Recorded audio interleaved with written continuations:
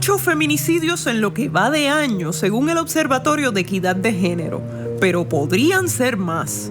En esa línea, han pasado 5 años desde los feminicidios de Andrea Ruiz Costas y Keishla Rodríguez. ¿Qué ha cambiado? Nosotros tenemos que pasar por toda esa tortura una y otra vez y el tribunal no despierta. Y es bien importante que el tribunal despierte, porque así como yo, hay muchas otras mujeres pasando situaciones similares. Pero el tribunal, que es la herramienta judicial para defendernos, tiene que darse cuenta de esto y tiene que actuar. El ojo, otra vez, está sobre los tribunales, a donde se le pide a las mujeres que acudan a pedir ayuda. Yemilis Lozada Navarro, de 25 años, fue asesinada hace una semana con un arma de fuego por su expareja. Al igual que lo hizo Ruiz Costas en 2021, Lozada Navarro solicitó una orden de protección al tribunal que le fue denegada. Ella tenía miedo, lamentablemente él se pasaba persiguiéndola, iban hasta la casa de nuestros papás. Y conseguirla no se les hace fácil. Que fue un proceso tortuoso, que me revictimizó. Fueron muchas veces y mucho tiempo que estuve asistiendo a estas vistas, porque muchas veces estos abogados, ¿verdad?, de la persona agresora utilizan distintas técnicas como pues ausentismo, dicen que no están preparados. Este testimonio es solo uno, pero da cuenta de fallas en el sistema judicial que todavía no han cambiado. ¿Verdad? De que estos son estrategias que se utilizan para que la víctima se canse. Y muchas de estas mujeres que se sentaron al lado mío estuvieron muchísimo tiempo menos y se cansaban, ¿verdad? Y es un riesgo que se toman, ¿verdad?, al desistir de una orden de protección, ¿verdad? Que es un riesgo que se toma nuevamente con su vida y con la vida de ese hijo o de esa hija que tengan ellas. En su caso, consiguió la orden de protección y le instalaron una aplicación que, según el contrato con el gobierno, alerta a los usuarios cuando su agresor está cerca. En el 2025, la Cámara de Representantes aprobó 45-0 un proyecto de ley que expedía órdenes de protección de manera inmediata a quienes la solicitaran. Sin embargo, la medida fue colgada en comisión senatorial presidida por Tomás Rivera Chats y por eso ni bajó a votación del Pleno. En caso particular, a lo largo de todos estos años, he tenido múltiples cambios de jueces en mis casos. O sea, en mis casos, de repente un juez tiene el caso y de repente tiene otro juez el caso. ¿Cuál es la desventaja de esto? Que el juez pierde, el juez que llega no conoce la trayectoria o el trasfondo de lo que está sucediendo. ¿Y qué estaba sucediendo? Un patrón que se extendió por varios años. Me doy cuenta pues porque pues, obviamente al ser un patrón las cosas se repiten. Mi expareja es una persona que abusa del alcohol, que me maltrataba en todos los sentidos, físicamente, emocionalmente. Y entonces yo me fui dando cuenta con el paso del tiempo que esta persona bebía, se iba de la casa, llegaba a altas horas de la noche, irrumpía mi sueño, me levantaba, me abusaba y luego al otro día pedía perdón. Esta, lamentablemente, no es la primera vez que presentamos un listado de nombres que hasta hace poco fueron mujeres con sueños por cumplir y que ahora son parte de una terrible estadística. Alexandra Carrero Vega, de 50 años, asesinada con un arma de fuego.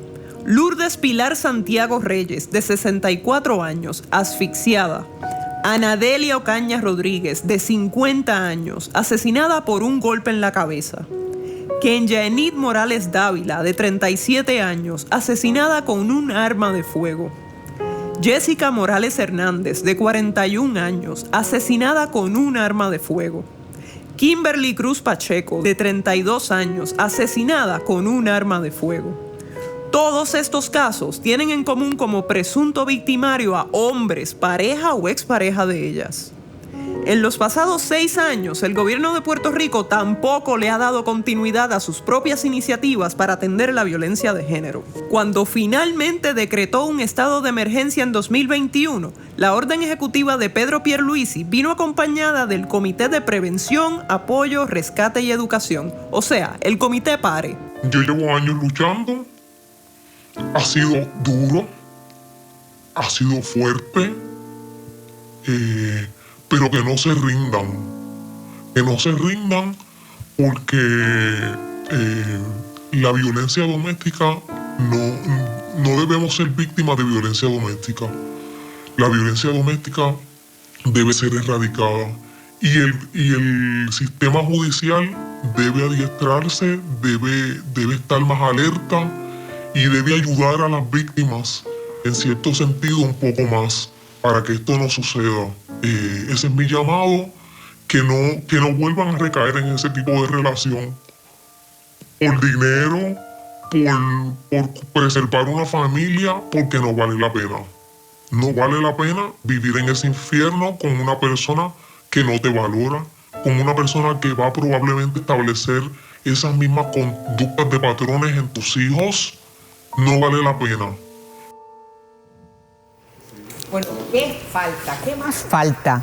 De hecho, Adriana, me llama mucho la atención que de las 8 víctimas de este año nada más, 4, la mitad, fue por armas legales, armas de fuego legal. Y de hecho hay análisis del Observatorio de Equidad de Género que mantiene un registro y un conteo de estas estadísticas que apunta a que las armas legales precisamente aumentan la mortalidad. Es lo más cercano que tiene un victimario para ejecutar a su expareja o su pareja, pero claro, no podemos seguir, ¿verdad?, exigir cambios o resultados distintos si cometemos los mismos errores. Y vamos a dar paso inmediatamente a nuestra invitada, Alexandra Ruiz Costas, hermana de Andrea Ruiz Costas, víctima hace 5 años, junto con Keishla Rodríguez, cada cual, ¿verdad?, en hechos distintos. Le damos la bienvenida a Alexandra.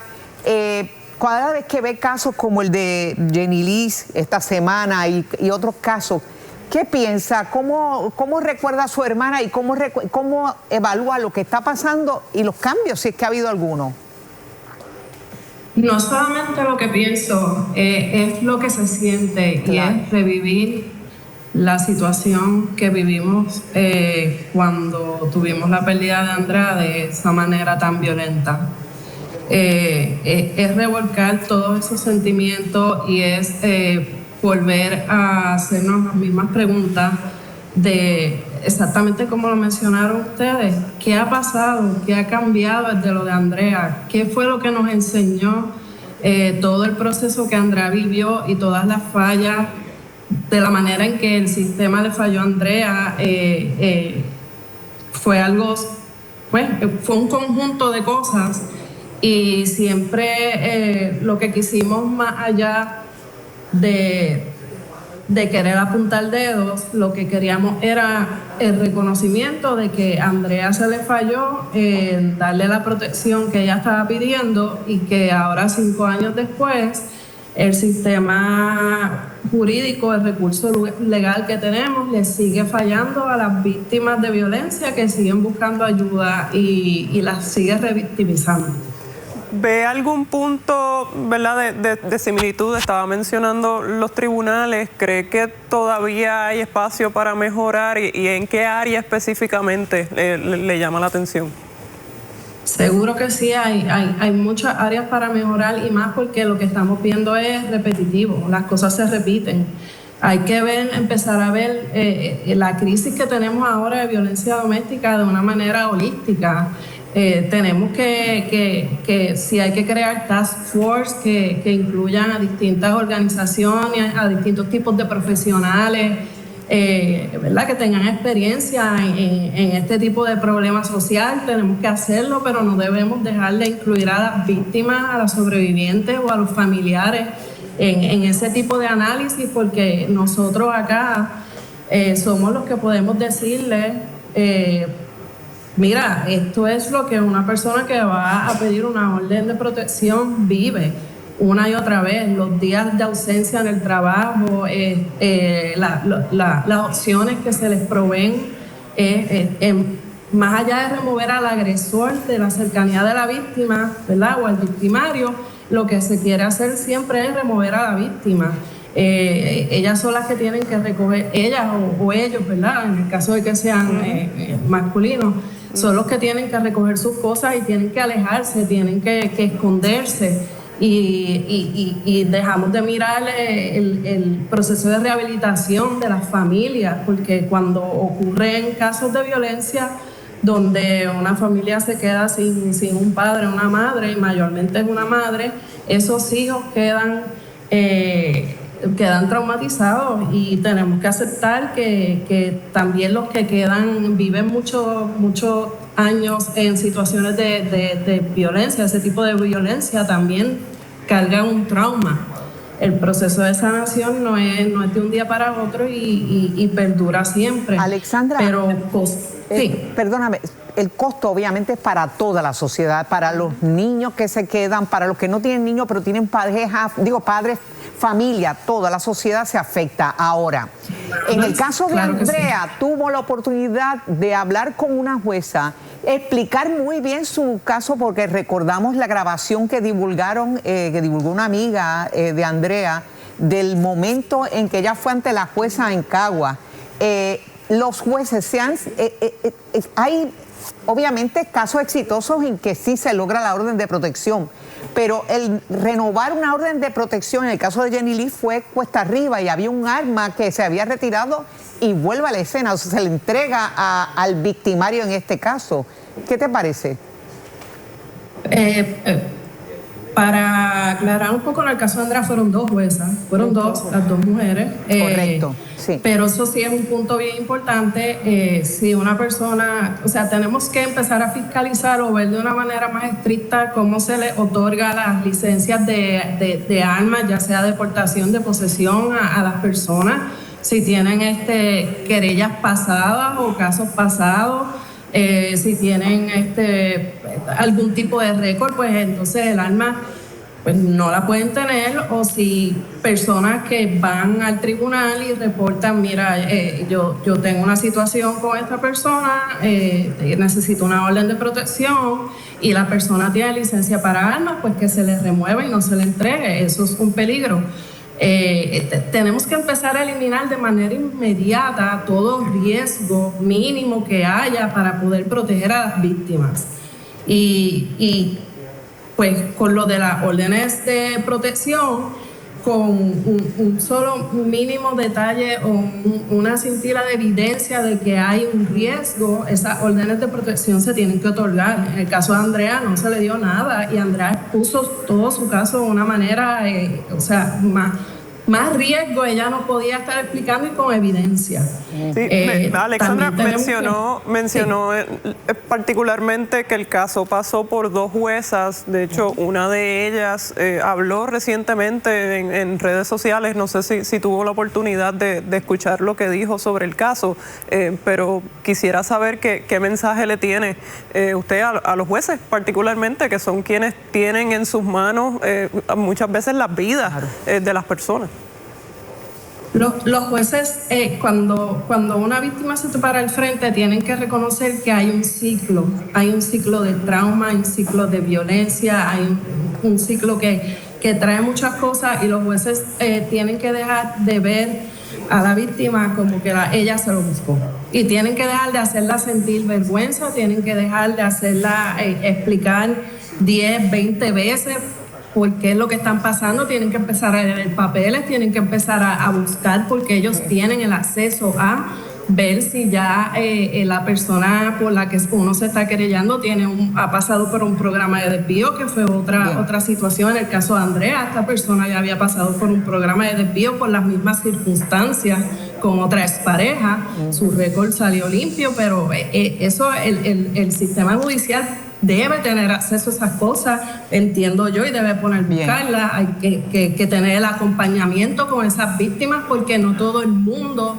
sabe o está en el mejor estado emocional para ir y expresarse frente a un juez. Pues, Alexandra, creo que has resumido muy bien lo que hace falta y creo que es importante que lo evaluemos aquí con un jurista, que en este caso es el licenciado Leo Aldrich. Te agradecemos que haya estado con nosotros. Está pendiente para que lo que menciona Leo, pues claro, lo puedes escuchar. Leo, bienvenido. Te pregunto, ¿se puede expedir órdenes de protección automáticas? No se puede, porque el juez está ahí para escuchar a ver si hay una causa para en efecto otorgar eso. Yo sí quiero decirle algo a la hermana de Andrea, y es que su hermana hizo exactamente todo lo que tenía que hacer. El ABC, correcto. Fue por el libro y eso quizás es hasta más frustrante. ¿Y qué pasó? Pero la respuesta a tu pregunta, y esto es un balance de que hay que hacer realmente, no es fácil. El que pretenda decir aquí que esto es fácil y que tiene una solución sencilla, no lo es. Pero sí, Alexandra decía unas cosas bien importantes al final, específicamente decía que esas víctimas o esas personas que acuden al tribunal necesitan acompañamiento porque no necesariamente son duchas en exactamente qué tienen que decir y cómo tienen que decirlo. Así que sí es válido, por supuesto que es válido cualquier crítica, cualquier señalamiento a la institución de los tribunales, es válido porque vivimos en una democracia, pero también creo que tenemos que buscar la manera de que sea el Departamento de Justicia o el Poder Ejecutivo, de alguna manera, el gobierno, el que oriente, asesore, acompañe a esas personas que están en búsqueda de una protección. Siempre es importante creo que Domingo Emanueli, sí, en el pasado cuatrienio había empezado una directriz para que algunos fiscales acompañaran a estas personas a ese proceso. No sé si eso se le ha dado seguimiento, me indican por aquí personas que están al tanto de eso que no, pero la realidad es que sí hay que velar y tener el foco puesto en los tribunales, por supuesto, pero también, y creo que más importante aún, porque responden políticamente y porque pueden actuar más de inmediato, es el gobierno central, el Departamento de Justicia. A tu pregunta original, no, el juez que viene no puede decir como un sello de goma, sí, te damos una orden de protección, pero no tiene que haber un proceso. Como un happy medium, porque precisamente hubo un proyecto de ley a esos fines de expedir las órdenes de protección automáticamente, pasó 45-0 a favor en la Cámara de Representantes, pero llegó al Senado, se murió en la comisión, evaluado por su presidente Tomás Rivera Chats.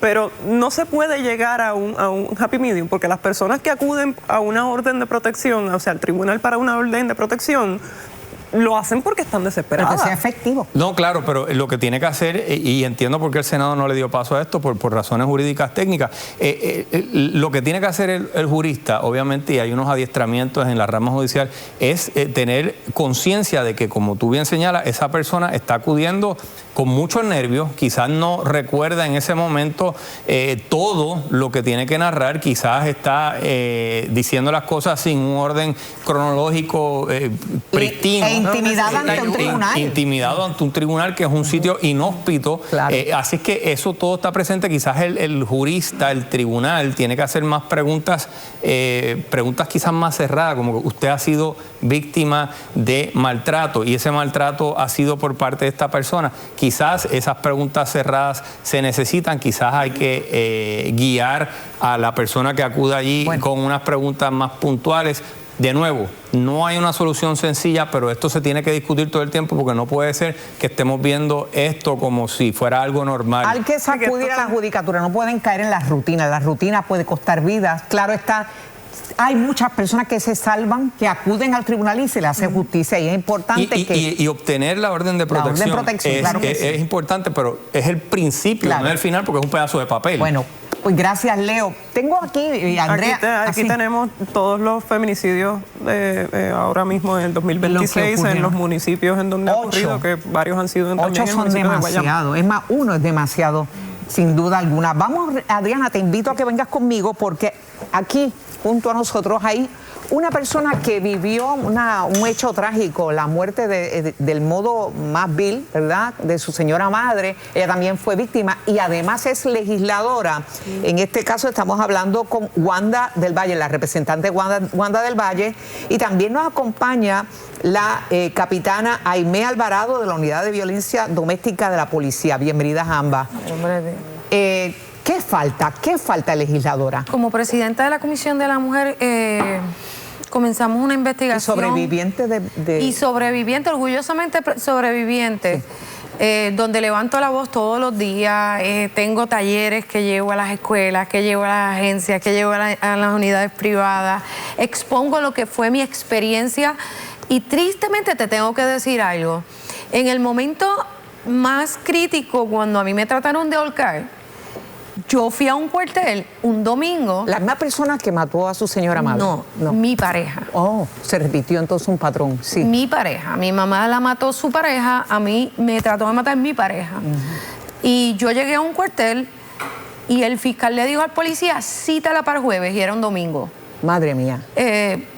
Y luego ese mismo día, la gloria y la honra para el Señor, se lo llevaron porque tenía heroína encima. Y entonces fue más importante encontrar drogas en el que yo hubiese dicho que me había asfixiado. Así que, ¿qué hay que hacer? Nosotros estamos haciendo una investigación desde la Comisión de Asuntos de la Mujer y lo que estoy escuchando me tiene horrorizada. ¿Hay hallazgos? Sí, los hay. Bien. Y nosotros... El planteamiento de la orden de protección es nuestro. Nosotros hicimos un proyecto de ley, hemos hecho muchísimos proyectos de ley para enmendar la ley 54. Lamentablemente muchos de ellos han pasado de la Cámara y han sido derrotados a viva voz en el Senado. Cuando nosotros cogemos un proyecto de ley 54, yo no solo miro mi experiencia, yo trabajo todos los días. En mi oficina llegan casos todos los días. Recientemente, ayer estaba trabajando con uno. Sí. Así que nosotros tenemos creamos un proyecto también para los victimarios que se llama la línea Calma, que estamos trabajando con él. Que sea una línea donde ese hombre que está desesperado, que quiere matar o quiere agredir a su pareja, o un hombre o una mujer, tenga una línea y la queremos... Manejo de la ira. Sí, pero no la queremos mezclar con línea Paz. Claro. Sino para que no se mezcle con la percepción exacto. En este caso, capitana, usted que está en la policía, que continuamente ve casos similares, ¿qué piensa que se puede modificar para mejorar lo que está pasando? O sea, mejorar y atenuar lo que está pasando. Pues nosotros tenemos una ley de vanguardia que ha sido enmendada en múltiples ocasiones y sí viene a reforzar esa ley inicial, ¿verdad? Para atender todas las situaciones que hemos aprendido a través de los años. Hemos aprendido que le faltaba incorporar dentro de la ley. ¿Falta algo? Mire, tenemos una ley robusta, tenemos una ley muy completa. Tenemos que seguir enfocados en intervenir. Esas intervenciones tienen que ser adecuadas, tienen que ser profesionales, tenemos que ser empáticos, tenemos que poner el sentido de urgencia en cada una de las investigaciones y cada uno de los componentes tiene... Claro, tenemos que implementar, porque tenemos una ley bonita, tenemos una ley completa. Claro, siempre hay espacios para mejorar, pero créame que con todas las legislaciones que tenemos la manera de hacerle justicia a las víctimas y principalmente orientarlas y llevarlas, empoderarlas para sacarlas del ciclo de la violencia doméstica. Es la que se ejecuta. La que se ejecuta. Nosotros también hicimos un código de violencia doméstica donde estamos uniendo todo lo que tiene que ver con violencia doméstica, pero lamentablemente también tenemos que ver las intercesoras. ¿Quién interviene con esa víctima antes de llegar ante un juez? En el caso de las órdenes de protección, esa víctima, el juez no sabe qué pasó atrás. Si no preparamos a esa víctima, el juez solo va a tener los elementos que la persona, en el caso de Andrea, invito a nuestra oficina, a la hermana, y si se quiere unir a nuestros esfuerzos, todos son bienvenidos. En el caso de Andrea, nosotros levantamos la voz contra la jueza, porque Andrea fue bien explícita. En otros casos, lamentablemente, tenemos víctimas que van ante un juez que no está preparada, que es la primera vez que está en un entorno como ese. ¿Cómo estamos preparando a esa víctima para decir los elementos necesarios? Y los jueces, se hizo un proyecto de ley este cuatrenio que radicó la gobernadora para darle talleres a los jueces. Los jueces necesitan trabajar con sensibilidad a los casos, necesitan verlos de otra manera para que se pueda ver más allá qué le pasa a esa mujer. En esa línea, o sea, de lo que mencionan y lo que hemos visto, por ejemplo, el Comité PARE se creó, se disolvió, no existe, no hay continuidad. ¿Cómo podemos entonces asegurar que desde adentro mismo, desde el sistema, desde la policía, desde los componentes gubernamentales, se le dé continuidad? Yo tengo que decirte, en estos pasados 5 años que yo he sido representante y desde que presido la comisión, han sido múltiples las reuniones que yo reúno a todos los componentes, judicatura, fiscalía, justicia, procuradora, el sector de base de fe, a todos, para tratar de engranar y darle seguimiento. Esta investigación viene por eso, viene por el caso, y vamos a investigar todos los tribunales. Vamos a estar pendientes de sus hallazgos, que son inquietantes, como usted dice, y capitana, las aplicaciones que se le dan a las potenciales víctimas para saber si su acechante está cerca. Si no hay policías asignados, no funcionan de nada. No tiene corrección y tuve una experiencia con eso. Ese es el gran problema. Gracias a ambas, se nos ha terminado el tiempo.